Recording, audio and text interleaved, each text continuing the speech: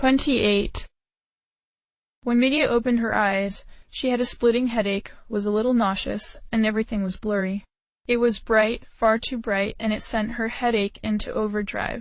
Just trying to see her surroundings was impossible. She was hurt badly. She didn't exactly know where or how, but there was a sense of urgency growing in her that told her she needed to do something. The only thing she could really think of was to draw upon the healing power of the crown, but concentrating on it was somehow even more trying. Still, she grimaced and bore it for a moment, and finally her head cleared and her vision returned. What she saw made her heart skip a beat. The same walls she recognized from the cell. Only, no, they weren't the same. On second look, it was far too large a room, and the designs on the wall and floor were totally different. She also became aware that there was an arm around her. Looking over, she saw she was loosely held in Chesney's arms. He was unconscious, bleeding from his nose and one of his ears. His breathing was shallow and rattling. There was a not insignificant amount of blood pooled between them, and above them the ceiling was caved in with a wide hole blown out of it, the opening showing only darkness. Vaguely she started to piece together what had happened. When they had been thrown into the void under Noigrin, they had panicked and clung together. She came up with the idea to use Windstorm to control and lessen their fall, and Chesney joined in. Beyond that, she couldn't really remember. Quickly she rolled off of Chesney and pushed the crown's healing energy into him, until the bleeding stopped, and his breathing seemed to even out. Eventually he looked like he was only sleeping peacefully. Seeing him there, finally resting after such a brutal battle, and past several days, she didn't have the strength to wake him. She took her tattered pink cloak off and put it over him. Then she really started taking in their surroundings. The room was dusty. The spot around where they landed was actually clean, seemingly blasted away by the power of their windstorm. But everywhere else were thick layers of dirt and dust. Tiny carcasses of dull-shelled bugs littered the floor. The walls were of a totally strange design she'd never before seen, but the metal they were made from was familiar, that same green alloy the throne of the immortals was made from, as well as that water temple. There were also several doors. One door was destroyed and caved into the room, the entryway filled with a huge pile of dirt and rock. There were two other doors with labels beside them that, if she had to guess, appeared to be men's and women's bathrooms. Between them was some kind of metal device with a spout and a lever. Next, another door, pink and ornately designed with the symbol for fire beside it. And lastly, a very detailed bust right in the middle of the room. She quietly walked over to it and was astonished to discover that it was a bust of Gabnid. She had seen abstract likenesses of the great ones before, but looking at this bust, it was impossible to deny that this was not only Gabnid, but an extremely detailed one. She had no doubt that if Joan could see this, he would be ecstatic. She'd always known he was a bit on the fuller side, but this bust made it clear he had a very round face and an even rounder body. The expression of the face was neutral, but it had a sort of commanding force to it. He was completely bald, with gently pointed ears. Most striking of all was the absolute prodigiously long eyebrows he had. It made her wonder, due to her and Chesney's lineage, and how their eyebrows had not grown like the Lafri. She had assumed in the back of her mind that the eyebrows thing was not a Raigan trait. Perhaps, she reasoned, that was a mistaken assumption. But then again, the forehead plate that was a part of so many SAS Quat races wasn't completely ubiquitous either, so who could really say? All of that aside, there was lettering below the bust. In the language of Lennis, but with slightly archaic typography, she read, "Your crown will open the fire. Your dress will open the water. Your ring will open the sky. Your boots will open the earth. I send them to you, Sophie, with all my love. Gabnid." As she read, her mind was already turning, thinking of the door just ahead, but when she read the last line, she was so shocked she gasped and stepped back. "Wait, with all my love from Gabnid," she thought, then took off her crown and looked at the inscription in a brand new and startling light. It was Gabnid who had given her this, and not Cormu. She had no idea what that really meant. But how had there been so much in the legends about her love for Cormu? For a while, Medea was even convinced that somehow her feelings for Chesney were influenced by Sophie in some way. So she had no idea what to make of this revelation. Looking back at Chesney, still sleeping, she still didn't want to wake him. Tough, it was harder to resist this time. Instead, she looked down at her blood-soaked and tattered armor, and decided she needed to at least get a little cleaned up. Finding no better place to go, she opted to try to the place she assumed was the women's washroom. As soon as she stepped through the opening, the dim lighting within changed to something bright. Within were a few closed stalls, and some wash basins, mirrors, and to her complete shock, some alcoves that could possibly be showers. She walked to a wash basin and looked in the mirror. Shocked at what she saw, she brought up a hand to feel at a face that was no longer familiar. There wasn't just one word to describe what she saw. Dirty, bloody, tired, worn, aged, thin. She could tell she had grown a little since she had last looked at herself in a mirror. Her features were no longer softened with baby fat, and the outlines of her face were that much sharper. But beyond those, she looked very beaten down. Obviously that stood to reason, but it still twinged her heart with the pang of loss to see herself like that. Also, upon seeing herself, her body just ached. Wounds and exertions that she had learned to unconsciously bear all crashed down upon her at once, and she desperately wished she could just lay down for a whole month. Longingly, she looked to the shower, but she was also scared that lingering for so long could prove deadly if they were being pursued. She stalked back outside and looked again. Chesney was still sleeping peacefully, though she felt guilty for letting him lay in the pool of blood. The room was so dust-filled, though, she had the strong suspicion that nobody had ever been in here, or at least not for centuries. In the end, the promise of being clean was too strong. She returned to the washroom and started the laborious process of taking off all the filthy and blood-soaked clothes.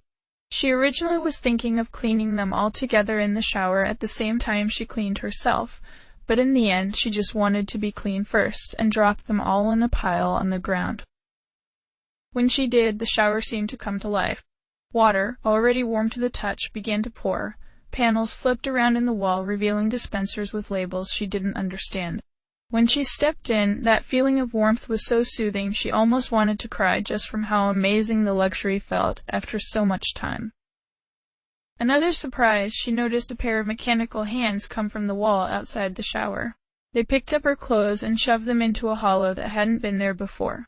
She panicked for a second and stepped out of the shower to try to get the clothes back, but the hollow sealed up and filled with churning water. More unfamiliar words showed up on a display. Nothing left to do, she returned to the shower. Her clothes were future Medea's problem. She spent what felt like an hour meticulously washing the blood from her hair, from under her nails, and then scrubbing away the grime of traveling. Eventually she got brave enough to try the dispensers, and found there to be all kinds of soaps and perfumed things. She used them all, one after another, almost tingling with happiness at how frothy her hair became.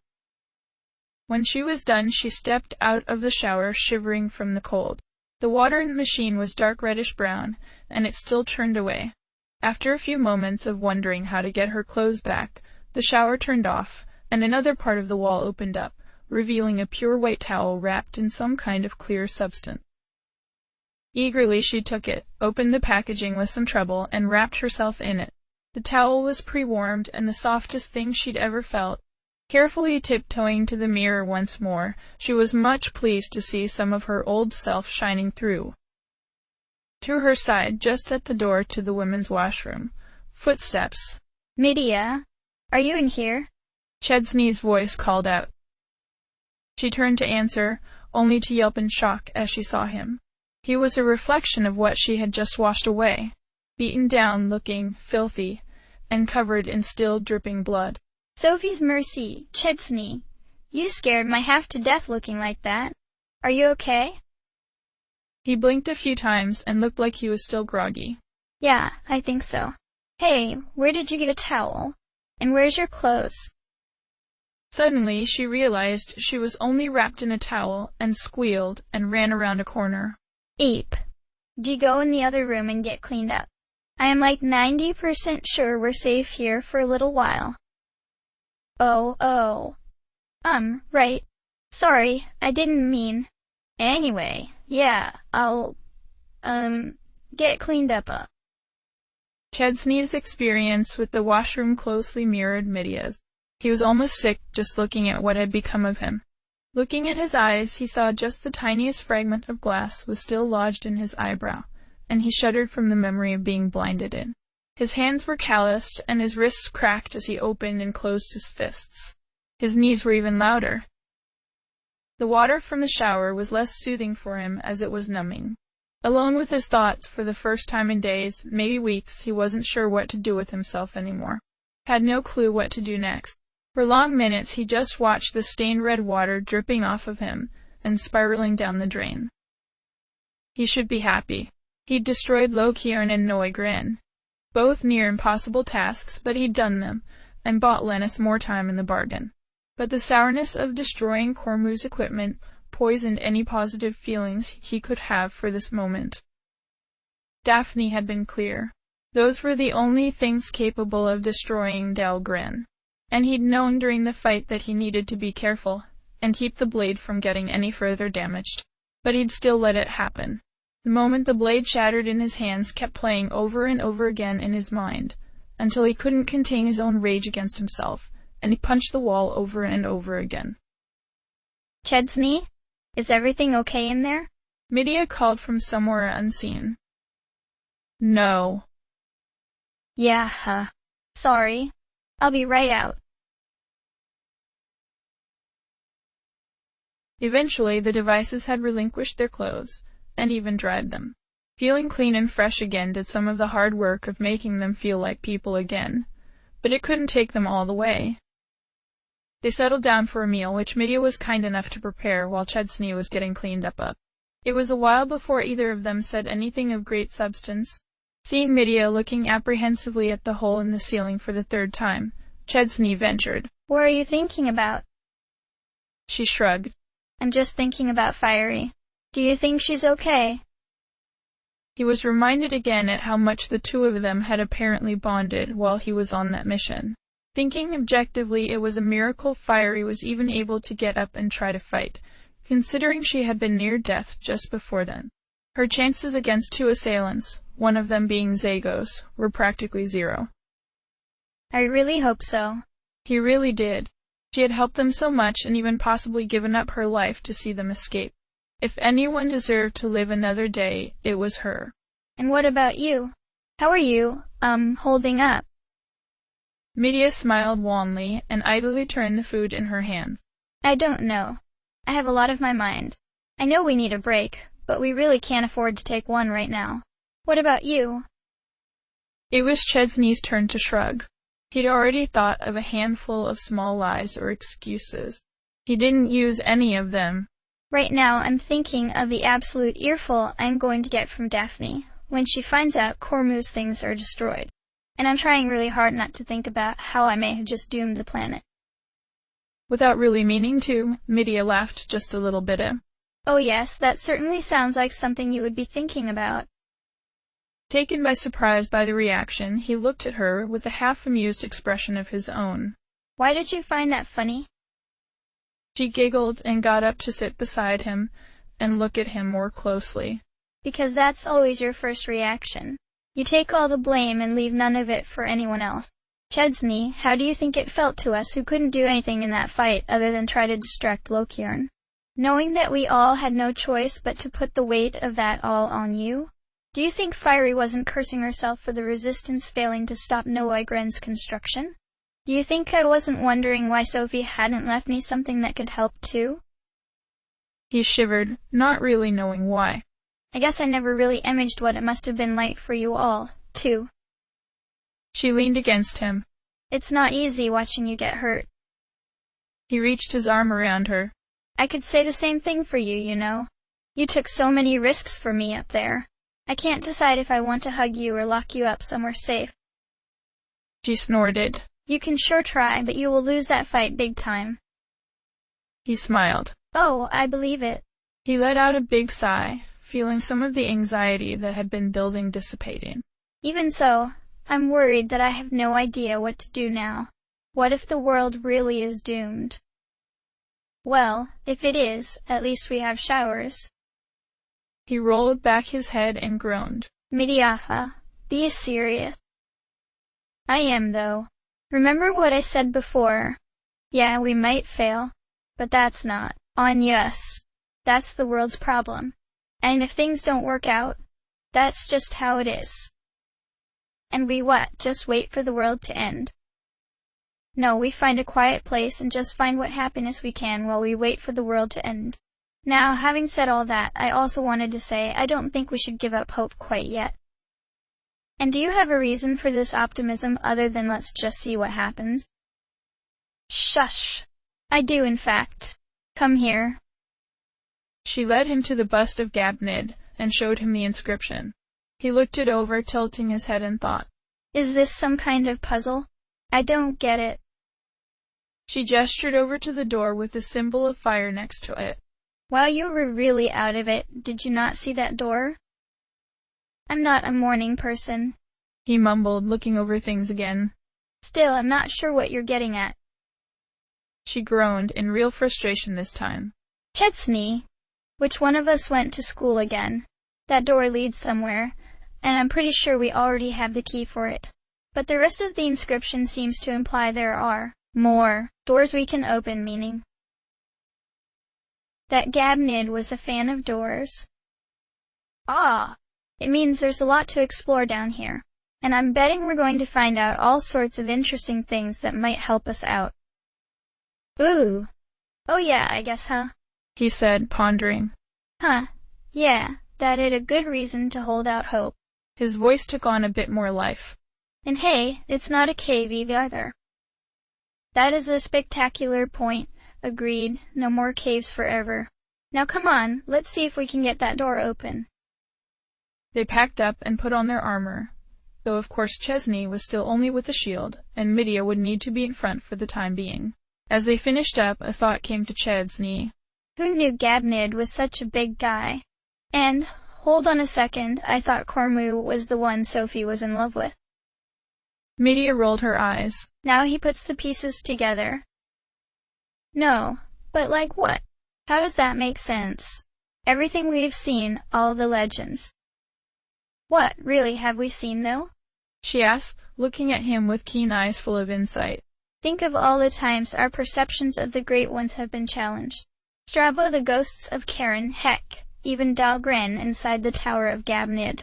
All of those legends about the Great Ones coming down, teaching us all magic and changing our society. How much do we really know is true? Those are all just legends and stories people have come up with over the years. I get the feeling we're going to find out something of the truth down here. We might be the first people on Lennis in millennia to really find out the truth. He looked around, thinking a bit harder. You know, you're a pretty smart cookie. You bet I am, Buster. Now let's get this sucker open. She stood in front of the door and waited, looking it over. There was no knob, nor was there a keyhole. She tried knocking and pushing. Maybe it's like a password or something? Hello? Open. Activate. Fire. Crown. She tried more words and waved around and knocked and kicked. Nothing made it budge.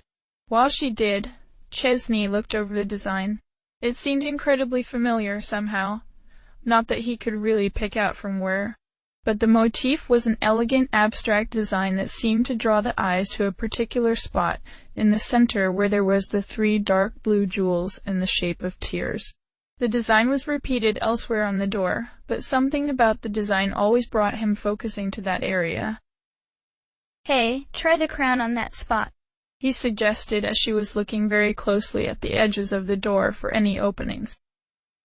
Not having any better ideas, she took the crown from her head and brought it close to the design. When it got closer, the crown snapped forward out of her hands like a magnet had grabbed it, and it snugly fit into a recess in the door. There was a click, the crown popped free, and the door slid away noiselessly. I would have figured it out eventually, she huffed. Hey, maybe I can figure things out too, for a change? he said, following her through. On the other side of the door was another room, but this one was spotless. Not a speck of dust was anywhere. There were all kinds of incomprehensible devices or machines set in or near the walls, but two things did draw the eyes. One was a console where it was obvious someone was meant to stand and operate something, and the other was a huge machine that could really only be described as a cylindrical vehicle sat against the far wall. The control console was a bust, the display was off, and nothing they did would make it do anything at all. The vehicle, though, seemed to be functional. There was an open door to gain access, and lights on within. The vehicle was set inside some kind of truck that looked like a semicircular trough, and off to the left was a circular opening into darkness. The strangest thing about it was that it didn't actually touch the ground. It was levitating in place, very still. Well, you don't see that every day, Chesney said, looking it over from all around. It was rather large and intimidating, even in such a well-lit place. This thing, more than anything before, had made him feel like he was really encountering something alien. Looking at this makes the past seem, I don't know, much less past than I'd like. It's kinda creepy, like I expect ancient beings to just come out of the woodwork. Really? I mean, I get it, but I just find it all really cool. Like, look here, I'm pretty sure all those plates on those sticky-out bits are what's actually keeping it floating, she said, gesturing to a few staggered protrusions on the vehicle's frame that looked like they might be able to rotate around the craft. Imagine what Lennis could have been like by now if things like this were everywhere. He understood her enthusiasm, but it just left him feeling more uneasy. Well, what really worries me is why we already don't. Could there be a reason why this stuff has laid abandoned for 10,000 years? Is it dangerous? Yeah, I get what you mean. She looked off into the dark tunnel she was sure the craft was meant to travel down. This is just an entrance. What are we going to find beyond it? They both looked into the cabin with mixed emotions. Well, Medea said at last, there's no use waiting around. Let's just get in and see what happens. Just get in. How do we know this isn't some kind of Reagan, I don't know, death machine or something? She rolled her eyes. Just a hunch. Now quit being a baby, come on. She went inside, with Chesney hurrying after her. Inside the cabin were about 24 of the softest, plushiest chairs either of them had ever seen, all in neat rows, surrounded by huge windows. From outside the windows had appeared dark, but from within they were clear to see through.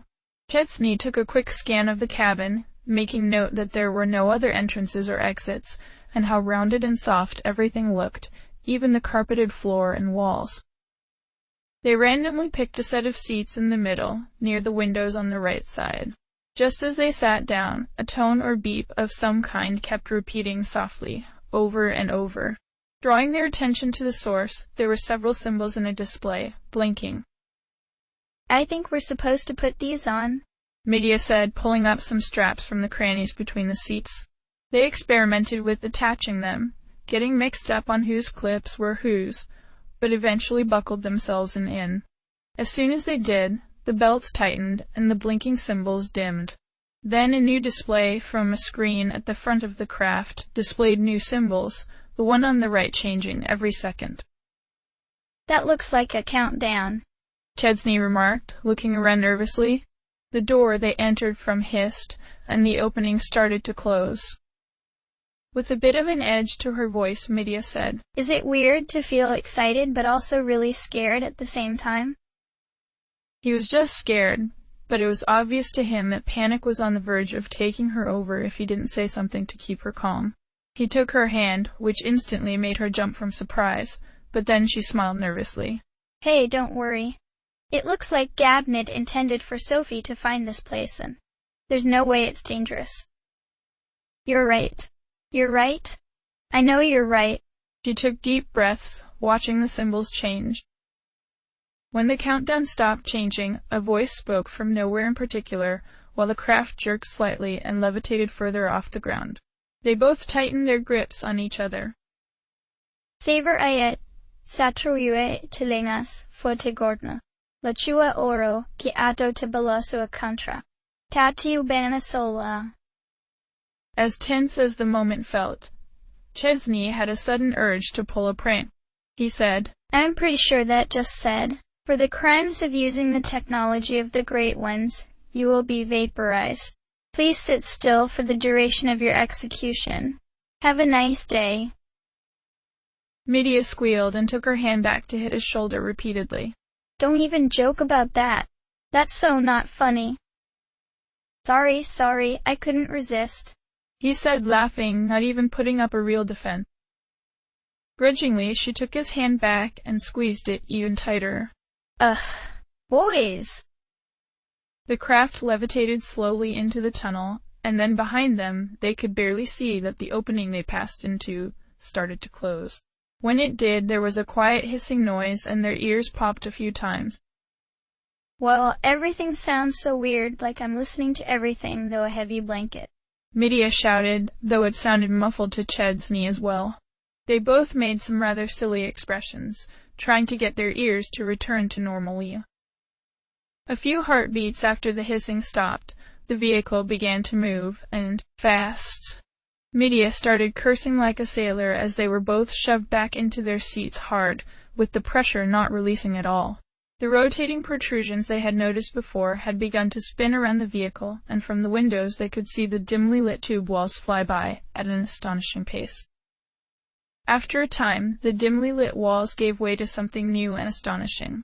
The solid walls were now transparent, tinged pink, and beyond them was something that, at first, they didn't completely comprehend.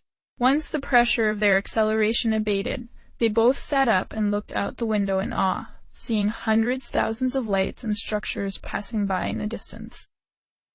Underneath Lennis was a sprawling catacomb of man-made structures. At the incredible speed they were traveling, nothing could be seen except by a mere glimpse, but what they could see was well beyond their understanding. They looked at each other in confusion, curiosity, and a bit of worry, but neither had the words to really say what was in their thoughts. How? Medea said, awe plain in her voice. How is something like this even done? It would take hundreds, no thousands of people just to excavate this, let alone make all these structures. And keep in mind that Lennis was much more savage and less explored back then. There's no way they could have used the people of Lennis to build it. I think there's no way we can really make any assumptions about the time the Great Ones spent here anymore. We've barely seen anything, and already my mind has been blown twice. He looked at her and saw the hint of a smile in her expression. You're loving this, aren't you? Well, aren't you? I mean, we're the first people in who knows how long to have even seen this. I can't wait to find out what more things I can learn about what happened back then. That I can agree with. It would sure be nice to get some answers instead of more questions for a change. Soon the craft began to slow, and they were pulled uncomfortably forward in their seats as they underwent deceleration. Medea's hand quickly found Chesney's once more, and she spent the final moments with her eyes closed and humming a tune under her breath. When they were fully stopped, the same door they had entered from slid open, and another strange voice said something else incomprehensible. After a deep breath, Medea relaxed, but her face scrunched up in thought. You know, something's confusing to me. The writing on the pedestal to Sophie was in an ancient form of our own writing, but those audio messages were in Regan. Why do you think there's a difference? You're right, that's a very good question.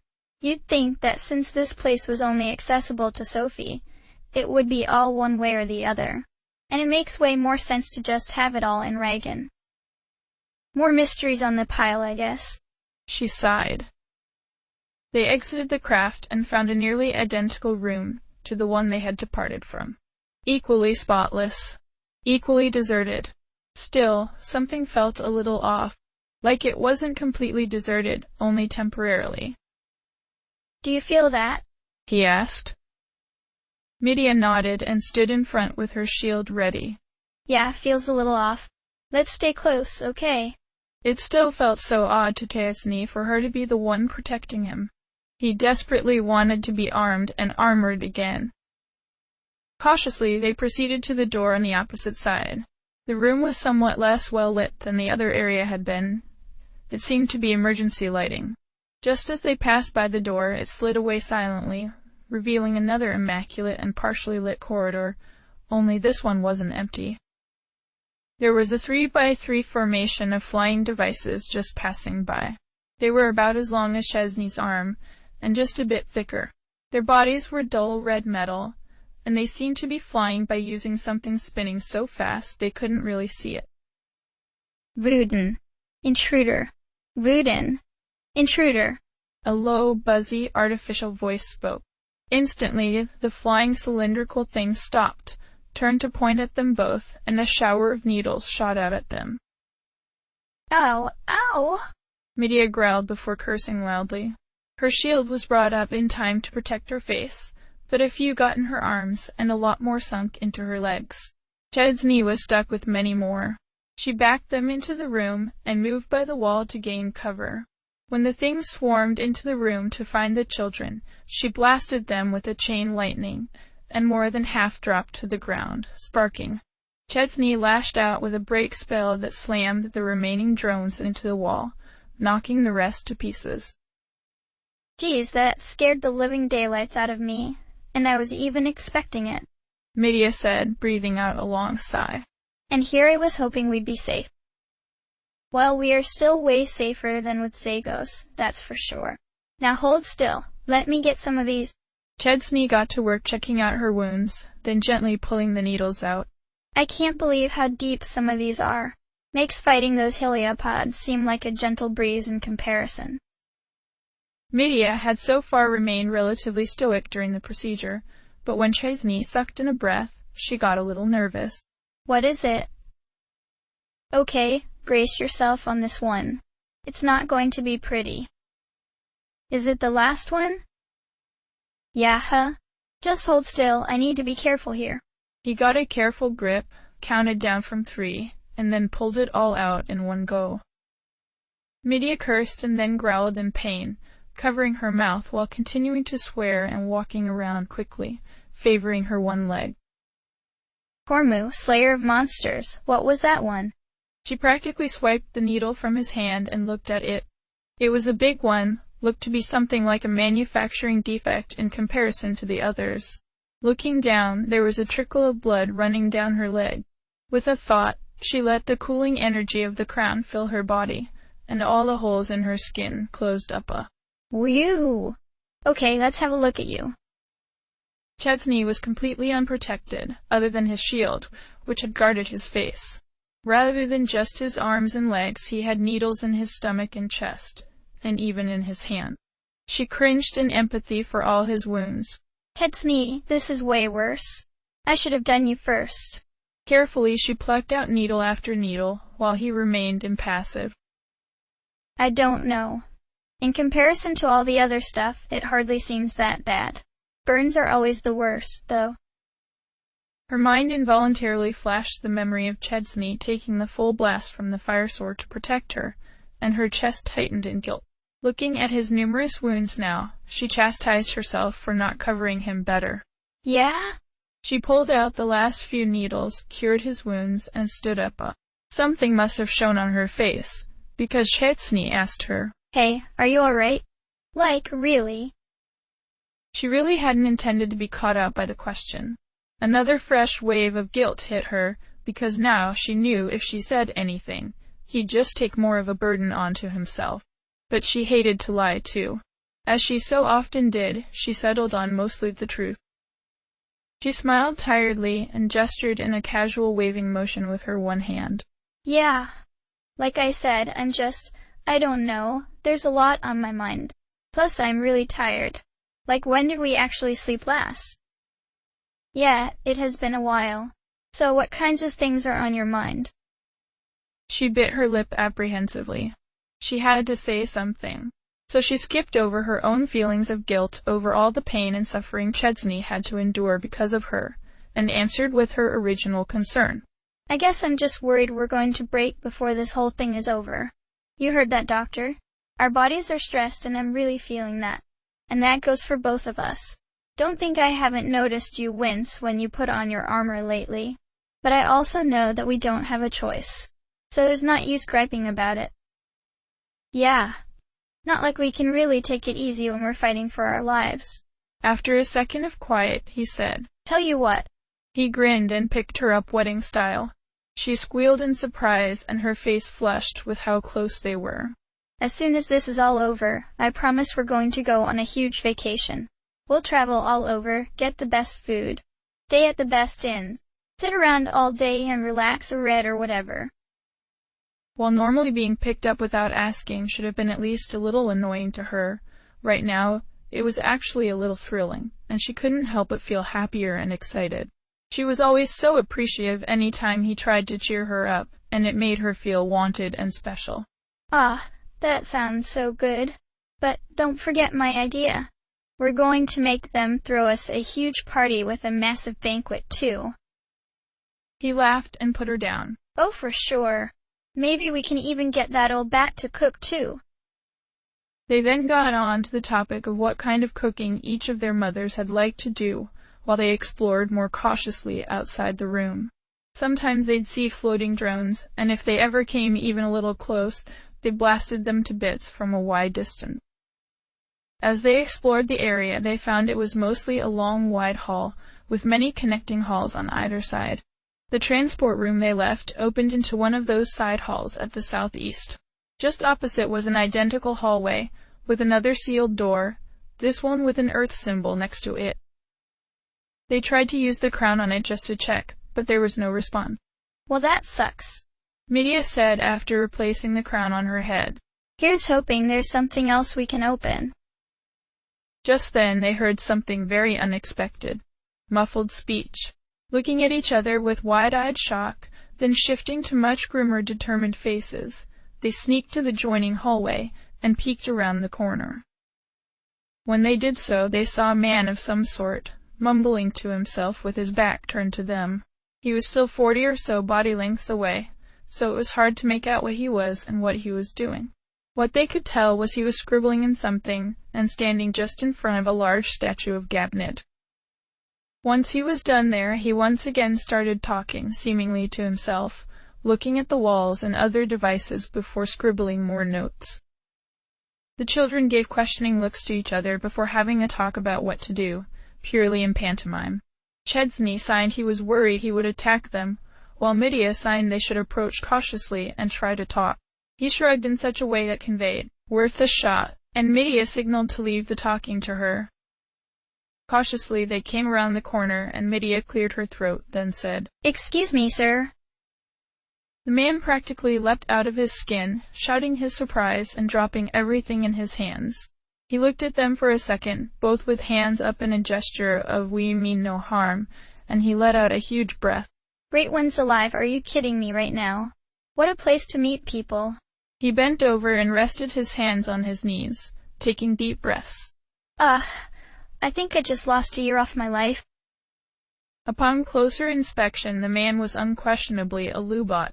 He had long gray hair parted in the middle that fell over his shoulders and down his back, long gray eyebrows, a full but well-groomed beard, but curiously also a set of whiskers. Beyond that, he was incredibly well equipped. Everything on him looked like it was some kind of Reagan artifact. His helmet and armor were bright red with Soa's symbol on them. There was a massive sword on his back in a sheath, and a strange device that looked sort of like a book on his side. On the other side was a bottle attached to his belt, from it looked different from any bottle they'd ever seen. The pair of them approached. Sorry for startling you. I didn't know how else to get your attention. The man shook his head, smiled, and waved the apology away. Oh, don't worry about it. Do you two live down here or something? Oh no, we actually only just got here. I'm honestly not even sure where we are. My name is Medea, and this is my partner, Chesney. Well, my name's Mouth. I'm something of an explorer, you see. I've spent my life trying to find the secrets of Lennis, so I often find myself exploring many of the ruins of the Great Ones. In fact, I was snooping around the throne of the Immortals, and I wound up here. But, those names sound sort of familiar. Meanwhile, Chesney acted strongly to the name Mouth, and Medea looked at him questioningly. Where have I heard of Mouth before? he whispered. Before Medea could respond, Mouth smiled and gestured with his hands while saying, "Oh, that was it. Were you two the ones who saved Jurain and Hagudo?" Yes, actually," Chesney chimed in. "How did you hear about that?" "Oh, I was traveling back to Dober the other day and heard some folks talking. Wow, that's really something to happen upon you two down here of all places." Upon hearing Dober, it clicked in Chesney's head. Aha, that was it. Remember, Medea? We heard about Mouth and Dober. Oh, right. Wasn't his real name Richter, though? Mouth shook his head ruefully. Ugh, those blabbermouths. Well, in any event, please call me Mouth. What do you two say we explore together? On the way down, I saw some pretty scary things walking around in the shadows. As a Lubat, there was no way Mouth would have any affiliation with Zagos or Asquat in general, so the children readily agreed. They then got acquainted with each other, mostly sharing what spirits they all had, as well as sharing, in a general sense, how they had ended up in the underground tunnels. Mouth was incredibly surprised to find that Medea possessed Sophie's crown, and had looked it over reverently. He had the spirits of air, light, sphere, and water. That meant he had the spells Snowstorm, Reflect, Magic Wall, Freeze, Windstorm, Escape, Daze, Bolt, Bolt All, and Defense Up All. Together, they looked around the entirety of the main hall, where they had all met. Aside from the door marked with fire in the southeast and earth in the southwest, they also found two other doors, sky in the northwest and water in the northeast. Of course, Medea's crown didn't open anything other than the door to fire.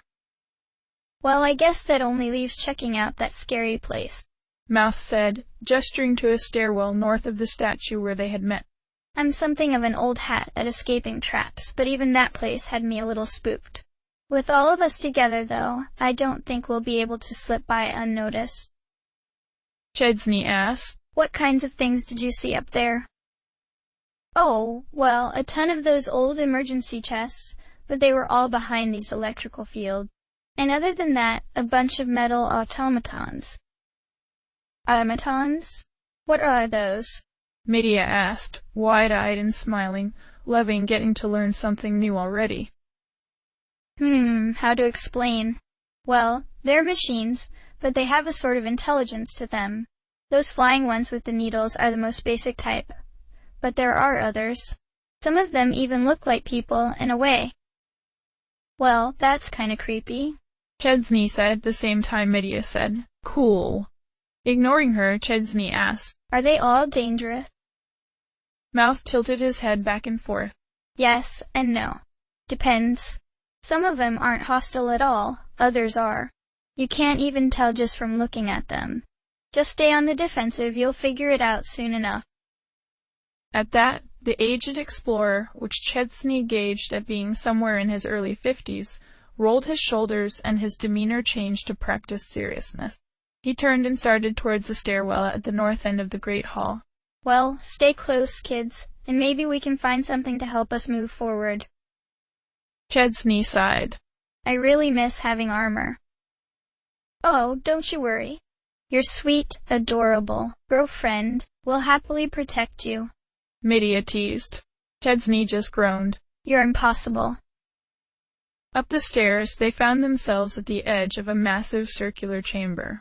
It was multi-leveled, with this bottom level having a glass floor in the middle that looked down at Gabnid's statue below, and then another 2 levels above, that with open floors looking down onto the glass floor below. All around were decorations, mostly just wall paneling with abstract artsy designs, but there were also signs of life long past. Potted plants that had long shriveled to dust, wastebasket, tables and chairs in little nooks, sitting next to black and dead displays. There was also a pair of humanoid automatons that had just been walking by, which stopped to look at them. Shit. We got careless right off the bat, Chesney thought, taking as much of a fighting stance as he could. Medea was right there with him, taking her whip off her belt. Mouth, though, raised a hand. Wait, hold on, these are normal ones. Oh, it is the traveler once again. Hello, did you already find what you were looking for? One of them said. It was a strange thing to the children. It was in the shape of a person but made of metal. It didn't have a face per se, but a plate where there were 3 openings all around the rim. It seemed like they were 3 eyes or lights, but they would rotate and spin one way and another in a way that gave Chesney the feeling it seemed to mean curiosity. It had a jerky way of moving, as though it wasn't properly balanced, or perhaps its limbs didn't completely work. Instead of hands, it had a set of metal tongs it would clack together randomly while it stood there. Hello again. No, but I found these 2. Mouth said, gesturing to the children, who waved genially. Upon seeing them, both the automatons seemed to stagger. The one who had not spoken put up its arms, and the tongs spun around, and it seemed to giggle around in a strange way that almost seemed like a weird approximation of a dance. The masters have returned, it said. Both of them shuffled over to the children and seemed to look them over very carefully, poking and prodding them, lifting up hair and arms to get a close look. But I'm confused. DC-10, do the masters not seem somewhat different? Why are they short now? The other DC-10 seemingly replied. I am not sure that they are the masters, 7796. They are Regans, though, of that I am certain. Tell me, Lord and Lady, do you know where the masters have gone? If Mouth had been drinking anything, it no doubt would have been sprayed out in a comical display. Instead, he joined the robots in appraising the children. Wait a hot stickin' minute here. Did these 2 just say you 2 are Regans? Media, hands up and gesturing embarrassedly, said. Well, that's, complicated. She looked over to Chesney for help. Let's just say yes, in the technical sense, but can we leave it at that? He said, looking to Mouth for understanding. Eventually Mouth nodded, though he whispered mostly to himself. You're killing me here. After a second, he asked, Can we talk about it later? Sure. Though I promise you're going to be disappointed. Media offered. Not the masters? That is a shame. The facility is in desperate need for repair. CV796 said. Well, DC-10, what should we do? Go fetch the Guardian and I will explain to them and give them aid. At that, CV796 hurried away. Explain what? Chesney asked. The automaton bowed and then began to speak. Well, Lord and Lady, I must warn you that this facility and the adjoining ones have become quite dangerous. Many of our brothers have had their programming corrupted and no longer behave as they should. Please forgive them. That would explain why some of the automatons Mouth mentioned had been hostile, and others hadn't, Chesney thought. DC-10 continued. Here, let me resupply you as much as I am able. I am not a combat model, and cannot protect you, but I can do this much. Upon seeing their bottles, it removed one of its grabbers and dispensed several pills from his arm into each of their bottles that had been empty. Then, it wandered to a device nearby and pressed some buttons. There was rattling, and some items they could see from the glass display moved and fell down to a pickup chute. Have no fear, Lord and Lady. These have been freshly made 2 months ago, and their best before date is still within acceptable parameters. Media took what was offered. Several drinks and what looked to be packaged food. Wait, shouldn't these be 10,000 years old? Jerkily, the automaton shook its head. No, lady, these items are regularly replaced as per the schedule. Now, there's one last thing I must tell you. There is one among us whom my associate is fetching who is well maintained and fully operational. He is a guardian unit, and I would ask that you please allow him to accompany you. If one of the great ones were to be harmed here, I could never forgive myself. Just on time, CV796 returned with a dark, hulking automaton in tow. Upon seeing it, Mouth exclaimed, Holy Mother of Muffins, look at the size of that one. This new automaton was 3 heads taller than Chesney. Its body was easily twice as bulky as the wiry DC-10 and SV796 were, and it seemed to be packed with strange devices on every limb and body part. The face was more realistic than the others, but the reflective chrome coating and glowing red eyes could never be mistaken for anything other than an automaton. With a deep vibrating voice, heavily distorted, it said, "Greetings, great ones. I am Nails, an all-powerful robot constructed by Lord Gabnid. If you permit it, I shall guard you as you move through the facility.